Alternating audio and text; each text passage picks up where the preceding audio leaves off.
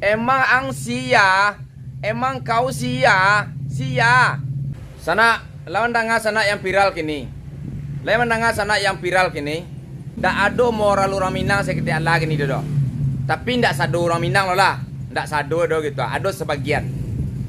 Lawan nonton sana. Ah, lawan nonton sana. Karih Minang ko sana. Celik di sana kayo.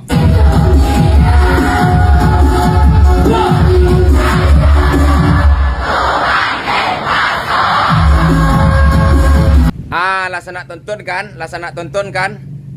Lokasi di Payakumbuh, tapi lokasi tapeknya dia ndak lo tahu do gitu.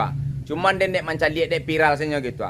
Bayanglah dek sana, ko indak jodoh Tuhan den paso je. Putui bacinto itu biasa. Ko indak jodoh Tuhan den paso je. Emang ang sia, emang kau sia, sia. Tuhan ke di paso-paso nya cabui angok do kala berangkek langsung. Itu tak do keren sakit Allah do sana. Tak do keren sakit Allah tu do.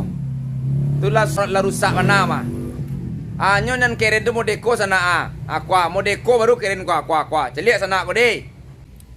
Nan keren ko modeko sana modeko ya. Kwa modeko kasih kwa. Apapun gayanya, apapun modenya di level nen sana.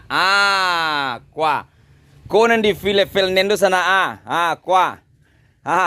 Pakai serawa panjang di level nen.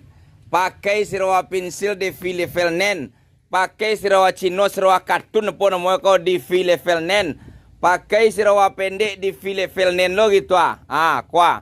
Kwa konan di level nen lo sana kwa. Le nampak merek di sana kwa. Aku di level nen namanya mah.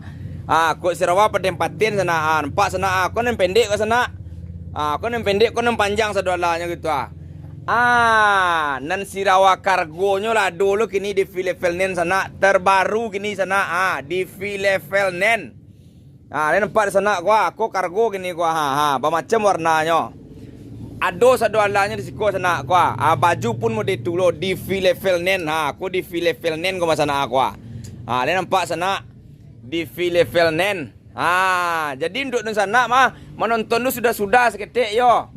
Beko aja membuat dan marabo tonton sudah baru komen lah. Apa jaket adolo mah jaket nama jaket tadi ko lah. Jaket tadi ko jaket adolo suka di level nen lo. Aku jaket di level nen ko ko nyol saduan lah ko kwa. Ko di level nen ko mah nampak sana ko nampak sana ko ko di level nen ko mah nampak sana.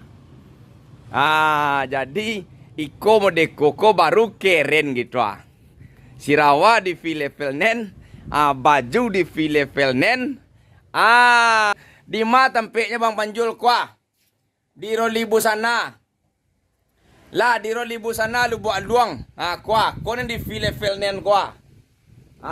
Ko tampaknya sana. Dan tunjukan bana tampik ke sana. Untuk orang Sumatera Barat, khususnya Padang Pariaman, lu buat luang anan ka membali Sarawak di level nen baju di level nen supaya keren aku lah kasihnya aku simpang tugu lu buat luang simpang tugu buat luang atu arah ke Padang tu atu arah ke tinggi tu aku tampaknya nan roli busana tu guys aku tampik nan roli busana tu guys le nampak di guys tu aku baru keren modeko aku baru keren modeko kan. Lah, apa je lah Gas lah kasih ko lah